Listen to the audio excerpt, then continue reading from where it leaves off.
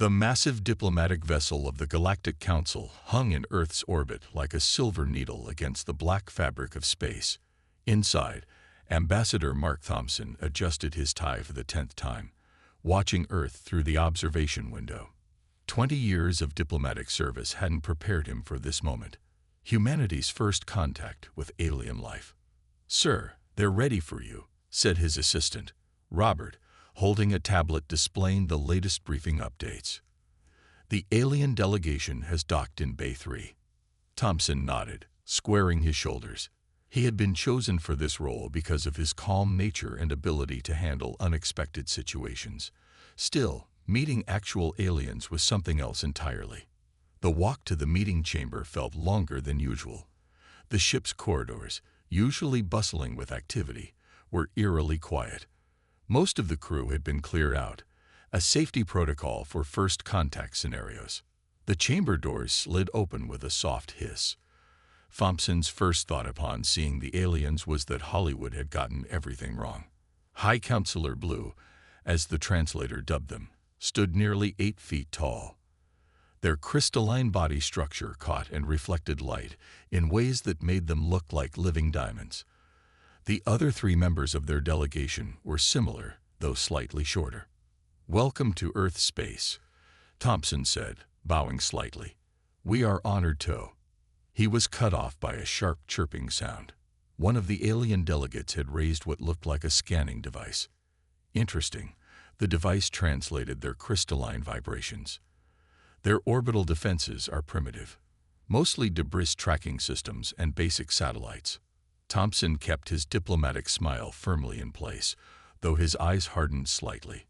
"We prefer to discuss such matters after proper introductions," he said smoothly. "Perhaps we could start with—" "Scanning complete," another delegate announced. "Military capability assessment. Minimal. Technological level. Pre-space stirring. Recommendation: immediate integration into protectorate status." Thompson cleared his throat. This wasn't going according to protocol at all. "With all due respect," he said, his voice carrying a hint of steel beneath its politeness, "scanning a species' defense systems without permission is considered a hostile act in our culture." The alien's crystalline forms flickered with what might have been surprise or amusement. High Counselor Blue stepped forward. "You misunderstand, Ambassador. We are not asking for permission. The Galactic Council has procedures for integrating new species. Your cooperation, while preferred, is not required." Robert, who had been quietly taking notes, suddenly coughed to hide a laugh. The aliens turned their attention to him, their forms shifting colors slightly. "Something amuses your assistant?" High Counselor Blue asked. Thompson smiled, a genuine smile this time. "Robert was probably thinking the same thing I was. You see, there's something you should understand about humans." He walked over to the window, gesturing at Earth below. "That blue marble down there. We call it a death world. Everything on it has evolved to survive against incredible odds. Our history is an endless story of overcoming challenges that should have destroyed us." He turned back to the aliens, his smile never wavering. "So when you say our cooperation isn't required, we hear a challenge. And if there's one thing humans love more than anything else, it's a good challenge." The chamber fell silent. The alien delegates' crystalline bodies had shifted to a deeper, more intense blue. "Are you threatening the Galactic Council, Ambassador?" High Counselor Blue asked, their translated voice carrying a note of warning. Thompson shook his head. "Not at all. I'm inviting you to sit down, start over, and talk as equals. Because the alternative—" He paused, letting his smile warm slightly. "Well, the alternative would be giving humanity a reason to show you why we've survived everything our death world has thrown at us. Shall we start again? This time with proper introductions." The aliens conferred among themselves in rapid crystalline chimes. Finally, High Counselor Blue turned back to Thompson. "Your suggestion has merit, Ambassador. Perhaps we should indeed begin again." As chairs were brought in and proper diplomatic protocols were finally established, Robert leaned close to Thompson. "Sir, You do realize you just casually threatened an advanced alien civilization. Thompson straightened his tie one final time. No, Robert. I just saved them from making a terrible mistake. He smiled as he took his seat. Now, let's show them how humans do diplomacy. 3 days after the first contact incident, the Galactic Council's research vessel, Star Seeker, orbited Earth, its sensors gathering data about the planet and its inhabitants. Dr. Green, the youngest xenobiologist in the Council's history, stared at the readings with growing fascination. "This can't be right," she muttered, her translucent fingers tapping rapidly on the holographic display. Unlike her crystalline superiors, her species had evolved from plant-like beings, giving her a softer, almost leaf-like appearance. "Professor White, you need to see this." Her supervisor floated over, his root-like appendages swaying gently in the ship's artificial gravity. "What seems to be the problem?" "According to our planetary classification system, Earth qualifies as a Class 12 death world." Dr. Green pulled up comparison charts. "The gravity is crushing. The temperature swings are extreme. The atmosphere is corrosive, and the wildlife is—" She paused, searching for the right word, "terrifying." Professor White nodded slowly. And yet humans don't just survive, they thrive." Dr. Green's skin flickered with excitement, changing from pale green to bright yellow. "Look at this footage." The screen showed humans doing various activities. A group climbing a snow-covered mountain, someone swimming in rough ocean waves, children playing in a rainstorm, and athletes competing in a marathon. "They do these things for fun," she explained. "They deliberately seek out challenges. It's unprecedented." Professor White studied the data carefully. "Run a standard species evaluation. Let's see where they rank." Dr. Green began the assessment, but each new test only raised more questions. Humans showed incredible endurance, running long distances that would exhaust most species. They could survive in temperatures that would kill most council races. They even had the ability to heal from injuries that would be fatal to others. "There's something else," Dr. Green said, pulling up new data. "Watch this." The screen showed footage from a human emergency response team dealing with a building fire. The humans rushed into danger, coordinating perfectly, adapting their plans as conditions changed. "Their stress response is unlike anything we've seen," she explained. "Most species become less capable under pressure. Humans become more focused, more creative. They actually perform better in crisis situations." Professor White's roots curled thoughtfully. "Fascinating. But surely they must have weaknesses." "Of course," Dr. Green replied, bringing up more charts. "They're physically weaker than many species. Their lifespans are relatively short. Their technology is less advanced than ours. But—" she paused, her color shifting to deep blue with excitement. "They're aware of these weaknesses and actively work to overcome them." She showed more footage. Humans training, studying, practicing, failing, and trying again. They have this concept called practice. They deliberately do difficult things over and over to improve. Most species either can do something or can't. Humans make themselves better." Professor White was silent for a long moment. "Prepare your findings for the council," he finally said. "They need to understand what we're dealing with here."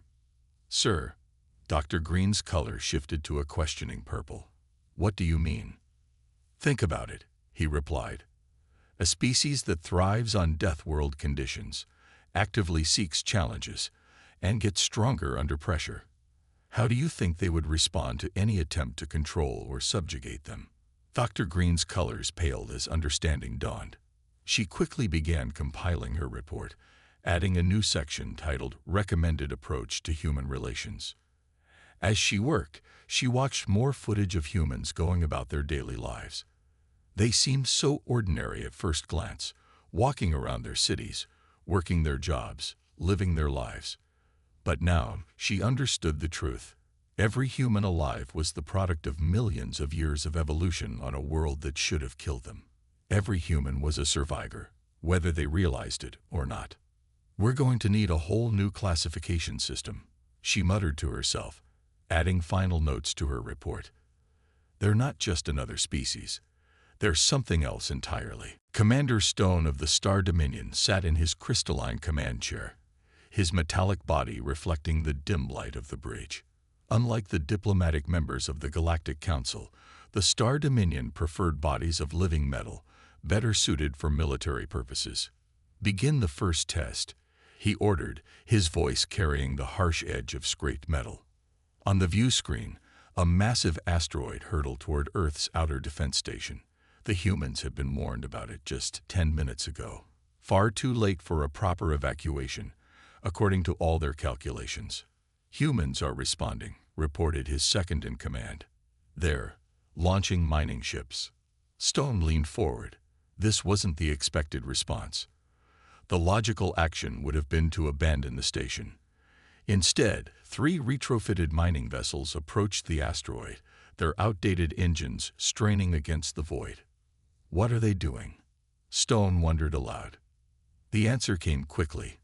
The mining ships, designed to break up space rocks for resources, began drilling into the asteroid at precise points. Within minutes, the massive rock split into smaller, manageable pieces that harmlessly drifted past the station. Impressive improvisation, Stone admitted grudgingly. Begin the second test. This time, they disabled the power systems on a human space elevator, stranding thousands of people in the structure. According to their studies, no known species could organize a rescue operation fast enough to save everyone. But the humans surprised them again. Within hours, they had transformed their primitive atmospheric aircraft into rescue platforms.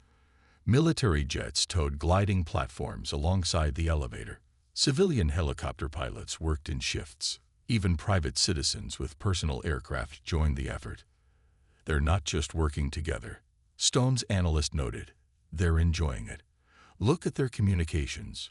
They're making jokes, challenging each other to rescue more people, turning it into a competition. Stone's metallic fingers drummed against his chair. The third test. Now, they unleashed a computer virus, expecting it to cripple Earth's primitive networks. Instead, human computers proved frustratingly resilient. Their decentralized systems, which the Star Dominion had considered primitive, made it impossible to take everything down at once. Sir, his technical officer reported, they're not just defending against the virus. They're studying it. They're learning from our attack patterns. Some of them are even. He paused in disbelief, writing counter-viruses for fun. Stone stood up, his metallic form towering over his crew. What is wrong with these people? Every challenge we present, they treat like a game. Every attack becomes a learning opportunity. It's not natural. Dr. Green, who had been quietly observing from the back of the bridge, finally spoke up. That's exactly what makes them unique, Commander. Humans don't just face challenges, they embrace them. It's how they evolved, how they survived their death world. Every problem is a puzzle to be solved, every obstacle an opportunity to improve. Stone turned to face her, his metallic features shifting in thought. You sound almost admiring, Doctor. I am, she admitted. Look at their history. Time and again, they faced extinction-level events. Each time, they not only survived but came back stronger. They've turned their greatest disasters into their greatest advances. On the view screen, humans continued their rescue operations, their ships darting around the space elevator like busy insects. Their communications channels were filled with a mix of serious coordination and lighthearted banter. Sir, his second-in-command reported, they're organizing a committee to improve space elevator safety protocols. They're already designing better systems based on what they learned today. Stone's metallic form seemed to slump slightly. End the tests, he ordered, and send a message to the Council. Tell them. He paused, watching the humans work. Tell them we may need to reconsider our approach to Earth. The Titan mining colony on Saturn's largest moon wasn't meant to be a military target. It was just a small settlement of 400 humans, mostly miners and their families, working to extract rare minerals from the moon's icy crust. The Star Dominion shows it precisely because it seemed defenseless. They were wrong. Multiple ships approaching, no recognition signals. The colony's warning systems blared to life. Tom Miller, the colony's chief engineer, was the first to reach the control room. He'd spent 15 years on Titan, and he knew every inch of the colony's systems. How long until they reach us?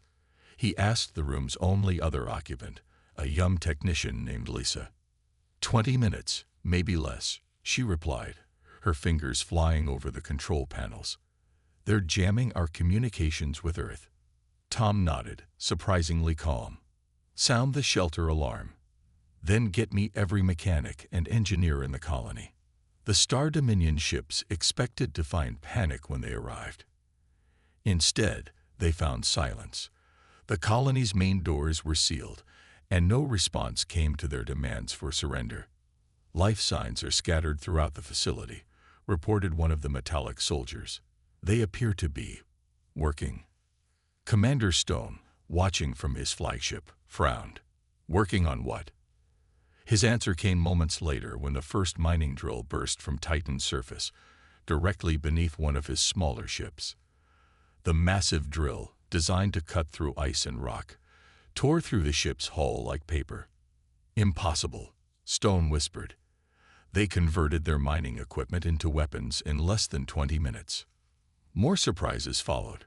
The colony's ice harvesters, normally used to collect water, began spraying supercooled liquid into space, creating clouds of frozen particles that confused the Star Dominion sensors. Maintenance robots, reprogrammed on the fly, crawled across the colony's surface, setting up makeshift defense systems from spare parts. Inside the colony, Tom coordinated the defense from a hastily assembled command center. The pressure seals in Section 7 are holding, Lisa reported. And you need to see this. The kids from the science club are using their science fair project to disrupt the enemy's communications. They're what?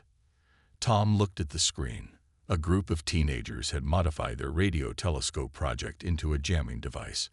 They were grinning as they worked, treating it like a challenging puzzle rather than a life-or-death situation. In another section, retired miners were teaching younger workers how to use mining charges as improvised weapons. The colony's doctors had transformed their medical bay into both a shelter and a trade center. Even the hydroponics team was helping, using their knowledge of gas mixtures to create sensor-blocking clouds around the colony. Sir, one of Stone's officers reported, they're not just defending. They're getting better at it. Each time we adapt our tactics, they respond faster. They're learning during the battle. Stone watched as another of his ships fell to a cleverly placed mining explosive. This was supposed to be a simple show of force, he said quietly, a reminder of their place in the galaxy. Should we increase our attack force? His second-in-command asked. Before Stone could answer, new alerts flashed across his screens. Earth had detected the attack, and ships were launching from every major spaceport. But these weren't military vessels. They were more mining ships, cargo haulers, and civilian craft, all volunteering to help defend their people. Sir, Dr. Green's voice came from behind him. Remember what I said about humans and challenges. Stone's metallic form seemed to age as he watched the approaching Earth ships. Order all forces to withdraw, he commanded, and prepare a full report for the Council. They need to understand what we've learned here. And what's that, sir? His officer asked. That we didn't just fail to intimidate the humans, Stone replied. We gave them practice. The Grand Library of the Galactic Council had never been so busy. Representatives from 50 different species crowded the usually quiet halls, all trying to understand the same thing: humans. Dr. Green stood before the Council's science board, her plant-like form glowing with excitement as she presented her findings. Behind her, a massive screen showed various human activities, sports competitions, emergency responses, military training, and everyday challenges. The evidence is undeniable, she explained, pointing to her data. Humans have something we've never seen before. They call it adrenaline. a chemical that makes them stronger, faster, and more alert under stress. One of the board members, a floating cloud of intelligent gas, formed a question mark shape. Other species have stress responses, it pulsed. Yes, Dr. Green agreed, but they all work differently. When we face danger, our bodies tell us to run or hide. When humans face danger, their bodies prepare them to fight harder. She brought up new images. Look at these readings from the Titan colony incident. The humans' effectiveness increased by 47% after the attack began. The board members murmured among themselves. Professor White floated forward, his root-like appendages curling thoughtfully.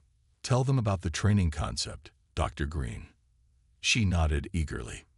This is perhaps their most remarkable trait. Humans deliberately put themselves in stressful situations to improve their responses.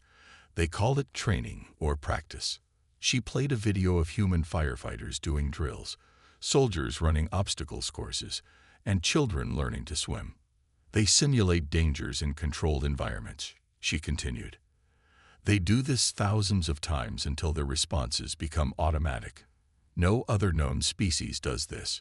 We either can do something or we cannot. A crystalline board member chimed in, their form flickering with confusion. But why would any species choose to experience stress when they don't have to? Because humans don't just survive stress.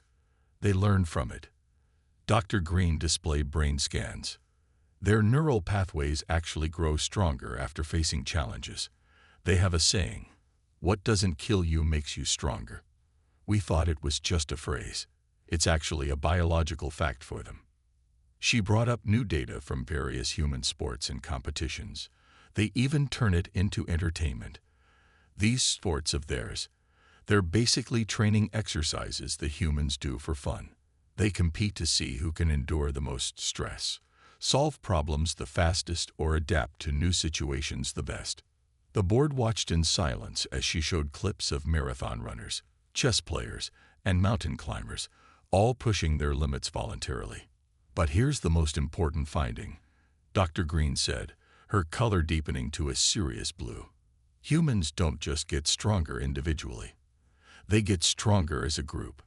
She displayed footage from the Titan colony. Look how they worked together, how they shared ideas, how they learned from each other during the crisis. Every challenge we throw at them doesn't just affect the humans involved. The entire species learns from it. Professor White stepped forward. What Dr. Green is saying, honored board members, is that we've discovered something unprecedented in galactic history, a species that literally evolves through adversity. The board chamber fell silent. Finally, the gaseous member pulsed again. Your recommendation. Dr. Green's color shifted to a confident green. Stop treating humans as a primitive species to be controlled. Their technology might be less advanced, but their ability to adapt and improve is beyond anything we've seen. The more we try to contain them, the stronger they'll become. She displayed one final image, Earth, floating in space. They call their planet a death world. But maybe we should start calling it what it really is, the greatest training ground in the galaxy. The Archives chamber of the Galactic Council was filled with holographic displays of human history. Dr. Green and Professor White had spent months studying them, and now they stood before the full council to present their findings. Even Commander Stone attended, his metallic form still showing dents from the Titan colony incident. Look at this pattern, Dr. Green said, waving her leaf-like hand through the timeline. Every major human advancement came after a crisis or challenge. The holograms showed scenes from human history, the first flight at Kitty Hawk, the moon landing, the development of vaccines, the creation of the internet. Behind each achievement was a story of overcoming massive obstacles. They needed to fly, so they built planes, Professor White explained. They got sick, so they created medicine. They faced distances too great to travel, so they invented new forms of communication. Commander Stone stepped forward. Are you suggesting their primitive technology is actually an advantage? In a way, yes, Dr. Green replied. Because they had to solve each problem from scratch, they truly understand their solutions. She brought up images of human children taking apart machines and putting them back together. They teach their young to question everything, to understand how things work. That's why the miners at Titan Colony could transform their equipment so quickly. They knew their tools inside and out. The council chamber filled with chimes and whistles as the members discussed this revelation. High Counselor Blue raised a crystalline hand for silence. "Show us more," they commanded. Professor White nodded, changing the display to show human disasters. Earthquakes, floods, wars, plagues. But next to each disaster was an advancement that came from it. Humans have a unique response to failure, he explained. When most species fail, they avoid similar situations in the future. When humans fail, they become obsessed with understanding why they failed and how to do better next time. The display showed human investigators picking through wreckage, scientists examining failed experiments, engineers studying broken machines. "They call it learning from mistakes," Dr. Green added. "Every failure teaches them something new. They even have special groups dedicated to studying disasters so they can prevent them in the future." Commander Stone's metallic features shifted, like how they're probably studying everything they learned from defending Titan Colony. "Exactly," Dr. Green said, "and they share this knowledge freely among themselves. Right now, every human colony is probably upgrading its defenses based on what they learned from Titan." The holograms changed again, showing human cities rising from ruins, new inventions emerging from failed attempts, and people helping each other after disasters. "But here's the most important thing we've discovered," Professor White said. "Humans don't just learn from their own experiences, they learn from each other's experiences too. They record everything, study everything, share everything. Each generation builds on the knowledge of all previous generations." Dr. Green stepped forward, her color shifting to a deep, serious green. "That's why attacking them is so dangerous. It's not just about winning or losing a single battle. Every challenge we present gives them new information, new experiences, new opportunities to learn and grow." The chamber fell silent as the council members absorbed this information. Finally, High Counselor Blue spoke. "Are you saying that humans are invincible?" "No," Dr. Green replied. "There's something much more interesting. They're adaptable. They're determined. And most importantly, they never stop improving." She paused, letting her words sink in. "We thought their primitive technology made them weak, but their entire history shows that they don't need advanced technology to overcome challenges. They just need time, motivation, and," she glanced at Commander Stone, "someone to give them practice." 6 months after the Titan Colony incident, the Galactic Council's main chamber looked very different. Gone were the raised platforms that had kept different species separate. Instead, a round table dominated the room, with Earth's Ambassador Thompson sitting as an equal among the alien representatives. "The Human Cultural Exchange Program has been remarkably successful," High Counselor Blue reported, their crystalline form glowing with pleased colors. "Over 200 council species have participated." Dr. Green, recently promoted to chief xenobiologist, displayed the latest results on the chamber's holographic screens. "The effects have been fascinating. Species that interact with humans regularly are showing increased problem-solving abilities and adaptability." Commander Stone, who had become an unexpected advocate for human cooperation, nodded his metallic head. "Their methods may seem primitive, but their approach to challenges is changing how we think. My own troops now participate in what humans call war games, simulated battles for training purposes." Ambassador Thompson smiled diplomatically.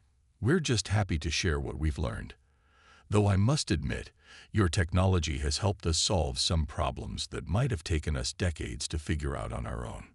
"That's exactly the point," Dr. Green said, her form brightening with excitement. "Humans don't just teach, they learn. Every species that interacts with them finds they also change and grow. It's a two-way exchange." The screens showed various scenes: alien scientists working alongside human researchers, alien soldiers training with human military units, and alien doctors learning human emergency response techniques. The most remarkable thing, Professor White added, is how humans treat these exchanges. To them, every difference between species is just another puzzle to solve, another challenge to overcome. They're fascinated by our different biologies, our various technological approaches, our unique ways of thinking.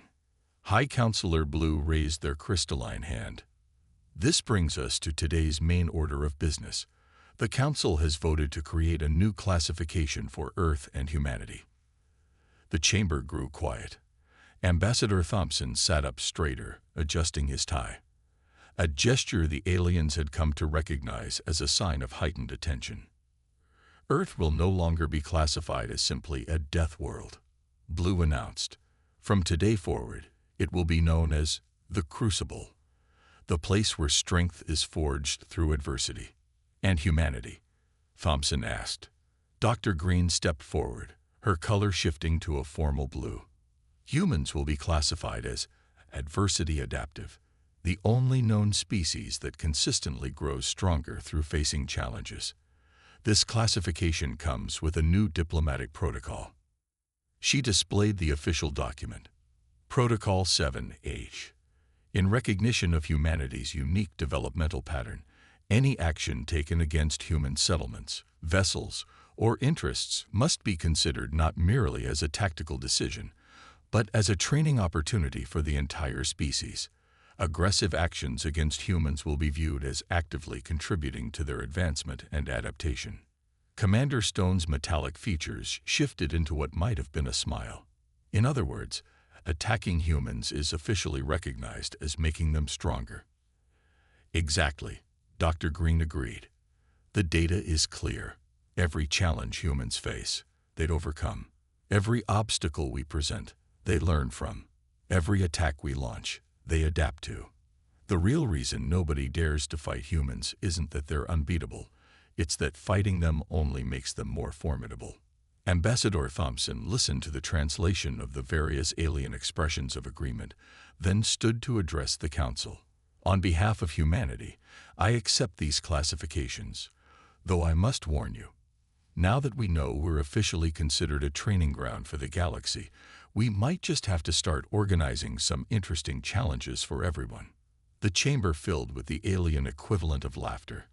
They had finally understood something crucial about humans. They didn't just survive challenges. They enjoyed them. And now, the entire galaxy was about to learn what it meant to face challenges the human way. Dr. Green made one final note in her report. Conclusion. The most dangerous thing about humans isn't their strength, their technology, or even their adaptability. It's their enthusiasm for sharing these traits with others. They don't just overcome challenges. They teach everyone else how to do it too.